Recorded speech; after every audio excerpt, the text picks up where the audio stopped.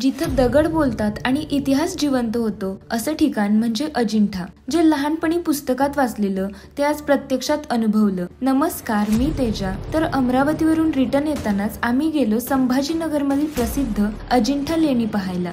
गेल्याच तिथं मला ही विलक्षण गारगोटी जणू काही जादूची पेटीच असल्यासारखी दिसली। लेण्यांपर्यंत पोहोचायला खूप लांब चालायचं होतं, पण तिथं पोहोचेपर्यंतचं प्रत्येक दृश्य अगदी एखाद्या स्वप्न नगरीप्रमाणेच वाटत होतं। चालून तर इतकं थकलेलो आणि त्यात काहीच न खाता पिता गेलेलो, तरी नशिबानं तिथं सरबत आणि काही फळे खायला मिळाली। विक्रीसाठी अशा बुद्धांच्या सुंदर छोट्या मूर्ती पण होत्या। तर लेण्यापर्यंत पोहोचण्यासाठी असा एक लाकडी पूल क्रॉस करून जावं लागतं आणि गेल्याच आधी तिकीट काढावं लागतं, ज्यात भारतीयांसाठी 40 रुपये तर परदेशी पर्यटकांसाठी 600 रुपये पर पर्सन एवढं तिकीट आहे। आणि हो, इथं तिकिटासाठी कॅशच द्यावा लागतो, ऑनलाईन चालत नाही। तर तिकीट मिळाल्यावर फायनली आम्हाला लेणी बघायला एंट्री मिळाली। तर इथं एकूण 30 लेणी आहेत, ज्यात बौद्ध धर्माच्या हीनयान आणि महायान परंपरेचे दर्शन घडते। या गुफांमधील भित्तिचित्र आणि शिल्पकला ही 2000 वर्षांपूर्वीची अद्वितीय कला आहे। रंग, भावभावना आणि अध्यात्म यांचं सुंदर असं मिश्रण जगात इतर कुठेच दिसणार नाही।